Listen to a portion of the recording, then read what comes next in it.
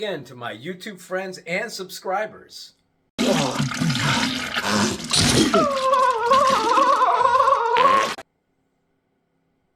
And welcome back to Jay's World Order.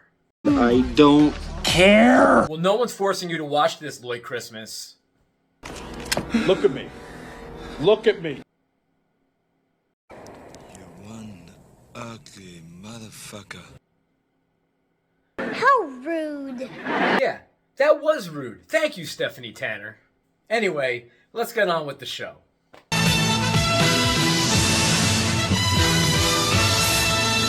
Today, we are doing yet another unboxing video. What I have today are two large, unopened boxes of VHS tapes that were sent to me by my dear old friend from New Jersey. Here's a picture of us from 30 years ago. 30 years ago? 1995 was 30 years ago? I'm freaking old, man. All right, let's get rocking and rolling and let's check out some old VHS tapes. All right, going through these two boxes. Hey, I gotta tell you, your mom had some freaking great taste in movies, buddy. So thank you for sending me these awesome VHS tapes. Let's go over what we got. Oh, baby, you're giving me those fuzzy memories of Blockbuster, and I do miss Blockbuster. I had a Blockbuster in my town growing up in New Jersey, in the town of West Orange, New Jersey, which also had a Hollywood Video. But I also grew up in the town of Livingston, New Jersey, up to 11 years old, where I had a very small video place called Video Library and another place called Video Town, which, hard to find the pictures and history of those places now because it's been almost 40 years. I forced my mom and dad to go see The Core. I still like that movie, but I know, realizing going back, it's quite freaking corny and stupid. But We've got full rotation. Turn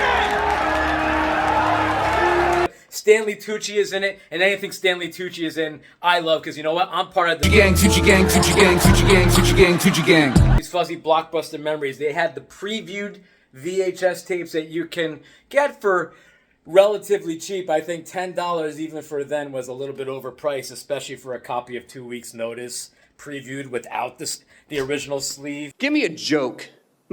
I love Punch Drunk Love.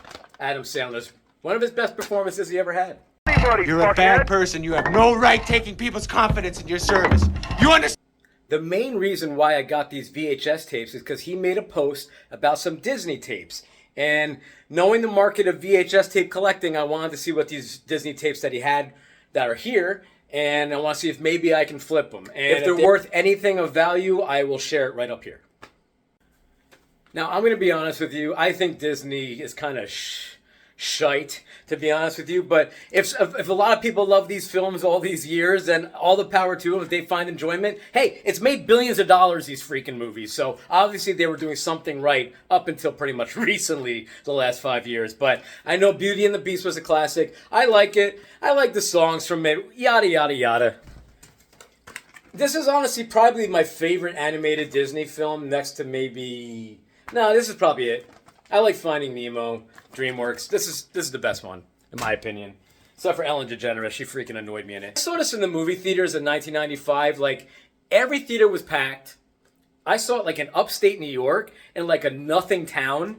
And and it was packed up there too. It was one of the most popular films in 95. I didn't see the live action remake. Maybe eventually one day I'll catch it, but I'm in no rush. Hold me like the river of Jordan. Show me. Show me. Sorry, it's like the only thing I know about Free Willy is that stupid Michael Jackson song. It's not Disney, but if you've never seen Lord of the Dance, I highly recommend it. It's a great drinking video to watch.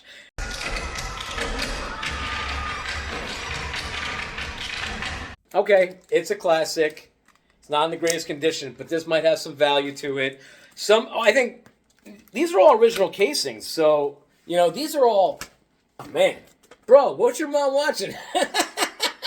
Lord of the Dance, River Dance. Were you guys getting up there and doing the jiggy up in your house often? I don't know if, like, the Blockbuster tag now gives anything some kind of value because of the nostalgic factor of Blockbuster and how long it's been.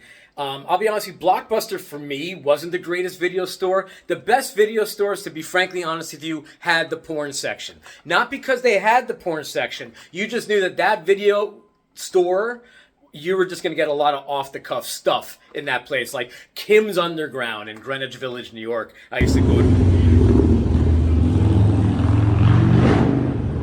all the time.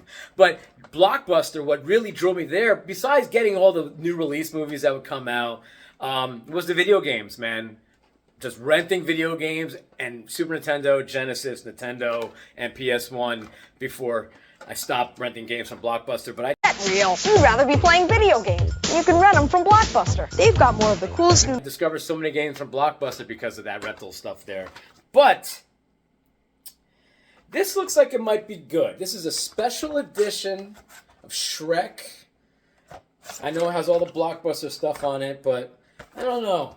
If anyone thinks it has value, during NFL season in the 80s and 90s, they would always post these commercials of these VHS tape compilations that would come out. And some of them actually do have value. They are collector editions for old school NFL fans. So this one over here that you got in this collection, man, this might have something to it. Like I said, if it's anything, I'll post it over here. If it's not, whatever. But I'm going to check it out with some of the collectors that I know around here. They may really want this tape. Now for Search and Destroy for just $14.99. Other videos follow. There's no commitment. I'm not going to go through every movie. I just want to review a few of these films that I truly loved, that I recommend. Maybe some stuff that we all have seen before. The first one I want to recommend that I'm sure a lot of people are not familiar with. It's just, I love this film because I've been a massage therapist for over 20 years. And this is a true story of a blind massage therapist played by Val Kilmer, also co-starring Mira Sorvino, and their relationship and how they got to know each other and his experience being a blind massage therapist. And I don't want to spoil the film, but it's a true story, and I highly recommend At First Sight. Kmart sealed copy of Lord of the Rings Two Towers.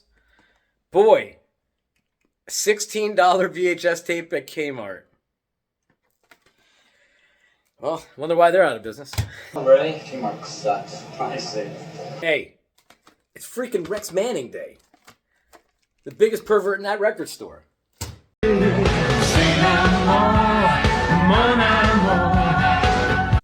All right, let's take another swig for the working man. What? Nothing.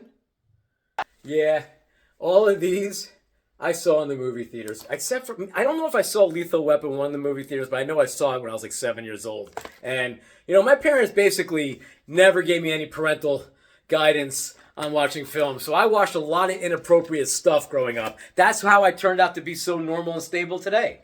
You want to hear that sometimes I think about eating a bullet? Huh? Well, I do. Early summer 93, I really wanted to see this movie in the theaters, so I went with my father. I'm like 13 years old, and we're watching this in the theaters, and I'm freaking loving it. He doesn't like it. He forced me to walk out of this film like 20 minutes into the movie. I'll be back. Ha! You did not gonna say that, did you? Another one of those films I saw in the movie theaters, Who Framed Roger Rabbit. I still have a crush on Jessica Rabbit. Who doesn't? I had no loving. I love this film, man. And that villain with Christopher Lloyd, that freaked me out as a kid, man, with his eyes bugging out. Hell no. When I kill your brother, I talk. Just wait.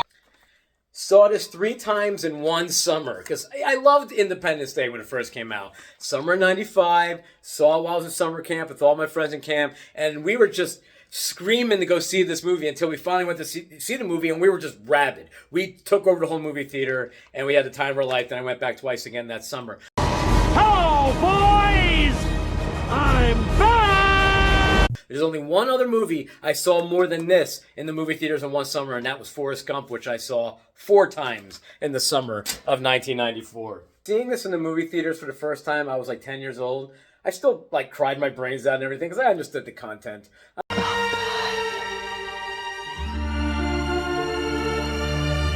Demi Moore, Patrick Swayze, and Whoopi Goldberg, and not Tony Gwynn. The hell is that guy's name? Anyway, it doesn't matter. They all had just such amazing performances in that movie. My question is this the greatest sequel of all time? Empire Strikes Back, the greatest sequel of all time. Between those two, I gotta go I love Empire Strikes Back too, but when it comes to just rewatchability, I'm always hitting this. If it's I find it on, I'm stopping, I gotta watch it. Even if I own my own copy on DVD, which I do. Special edition. Filming the scene where the T-800 lifts the baby took over 17 takes to get right. You know, what's funny about Batman and Batman Returns is they're both Tim Burton. They both got the same feel, but they're both their own kind of film also. This one I thought was more brutal. For kids who were like into Batman, it might have been a little too much for them back in '92. But, you know, I loved it. I love both these films. I still prefer this one just because Jack Nicholson is one of my favorite actors of all time. And he just, he killed it as a Joker. So did Heath Ledger, though. So between them two, I'm not going to rate who is better because they're both freaking awesome as the Joker.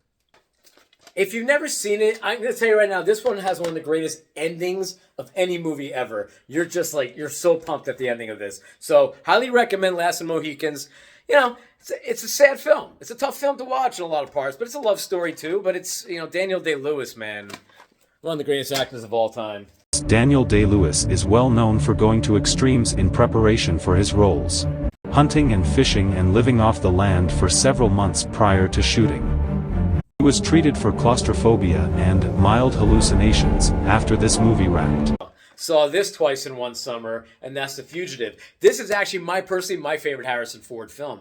And I never saw the original TV show, and then I watched the original TV show after I saw the film. He's just had such a solid career his whole life, man. Harrison Ford, what a killer. I don't care. So those are just some of the VHS tapes that I wanted to go through. I'm not sure what I'm going to be doing with these yet. Some of them I'm going to try and trade. Some I'm just going to give to some of my friends who are collectors. And some I'm going to see if I can try and sell. But I hope you enjoyed this video, guys. And once again, please like and subscribe. And I will see you again down the road very soon. Peace and love.